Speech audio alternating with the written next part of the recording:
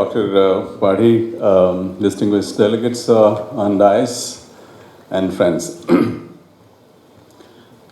um, I'm sure you'll agree that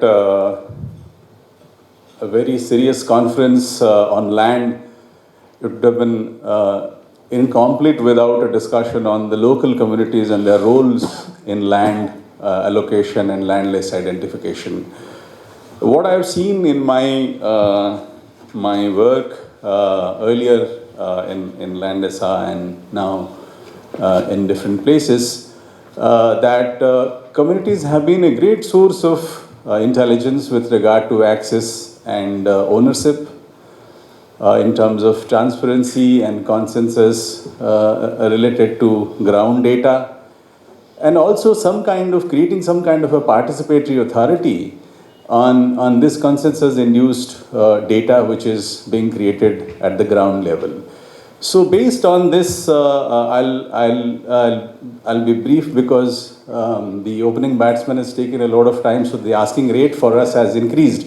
So on the lighter side, so I'll try to be very brief and tell you an experience which Landesa has experimented in Orissa some years back about using a local youth to identify the extent of landless people and accurately actually identify the extent of landless people and ensure that they have got land. It was sometime around 2003, 2004, the government of Orissa actually did an enumeration on the extent of landless people, and then subsequently they introduced a program, a landless homestead land distribution program in 2005, and then suddenly in 2008 they decided that 92% of the people have been given land. It was really surprising where from they got this data, but somehow there are some of the data that the Revenue Department shared with us said that 92% of the people have already received land. So this was it actually too good to be believed, frankly. So what we did was we did an exercise in about 88 villages in 10 districts in Orissa, and found out that there's a lot to be done. I mean, more than half of the people have actually not seen the land. They're not on the land that the government claims. We did a household inventory actually of people who have received land as per government records. So half of them had not actually seen the land. There's a lot of discrepancies with regard to land ownership. So when we went back to the government, when we went back to the field level officers, they said that we really don't have time to actually go and do a household survey. We can't do that because we have so many work. And I remember Dr. Agarwal saying yesterday that 15% of the work is on land. They've got so many things to do. So, and what we also realized that, in the first 10 specific activities that the Revenue Department people at the ground level did, land allocation actually didn't feature there. So, so we told them that what is the problem? The problem was that we don't have time to do a household inventory the way you people have done. So they said that, okay, give us some kind of an additional capacity which can actually identify the extent of landless people. We realized that from discussion that identifying a landless person in a village is not rocket science. One can actually, anybody with a minimum arithmetic understanding can actually do that. So just basically go to the village, get the landless data from the Patwari, and also get the household list, match them, and then subsequently do some levels of village validation and then find out the extent of landless people. So some kind of a pilot started in I think about 36 villages, if I am not wrong. So then subsequently we realized that it's actually not taking much time to identify the landless people. And there was a set training which was done for this local youth. The local youth was actually immersed out of the community. Somebody who is a 7th, 8th, 9th pass has some time to spend. Generally we also wanted girls to come up. I mean, we had very little girls who actually came up to become CRPs, mostly boys.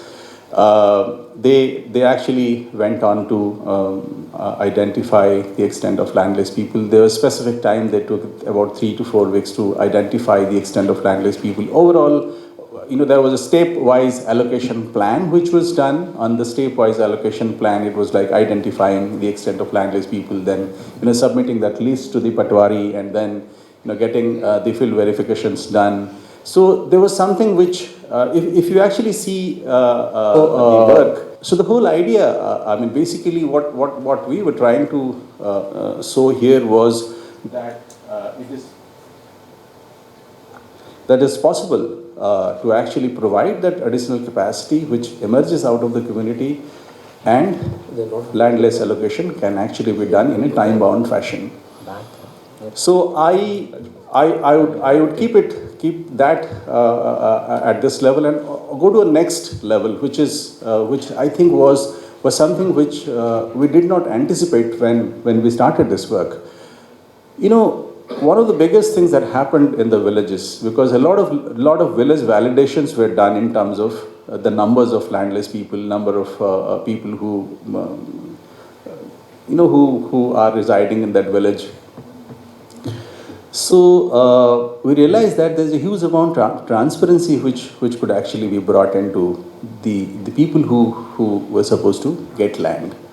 Secondly, especially in a state like Orissa, where out of the 30 districts, about 19 districts are affected by Naxals.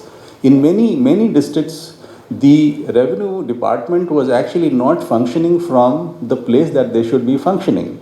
They had very little access to a number of villages. So what we also realized, that this CRP, which is emerging out of the community, actually worked as a bridge between the larger community and the revenue department to actually penetrate into areas which was earlier difficult for them to penetrate. In a lot of areas, physical verification actually took place.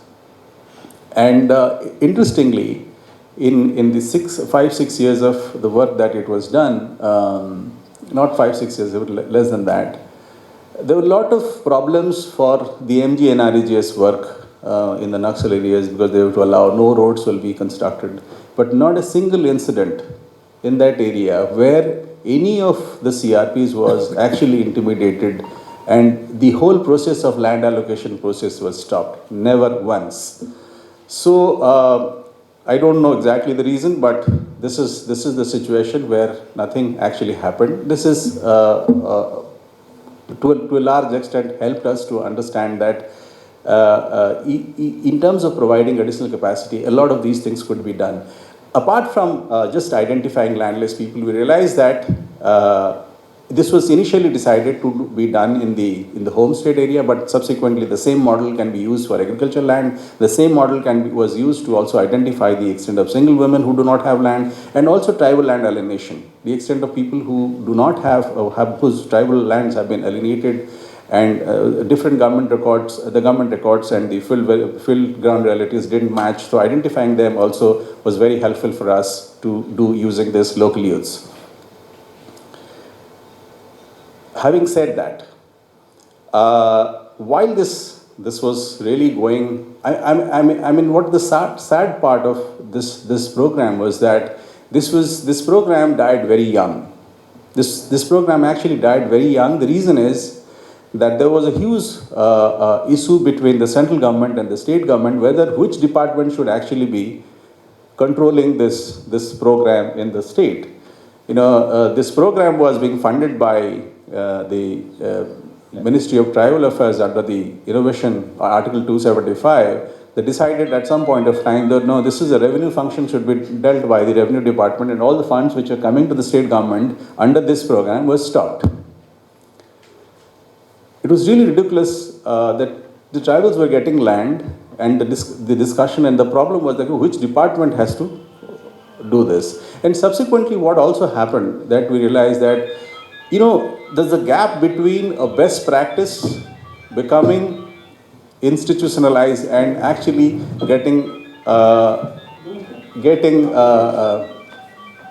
what do you call, reflected in laws and programs and policies. So that's something happened because as many of you have experienced in your work, that when a particular team of policymakers change, a particular work which has already started actually stops. New people come with new priorities, and even if it is a successful program, this actually doesn't take off. And this is exactly what happened with this program. Though it is still being considered, is being scaled in on going to different states like Bihar, UP, and Jharkhand, but it's still not doing so well, I would say, in this state. And efforts are on. Mr.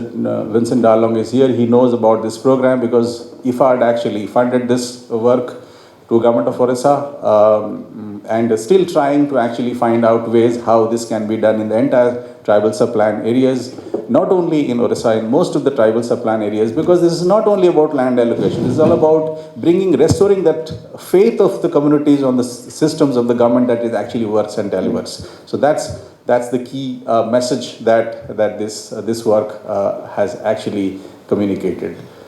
Thank you.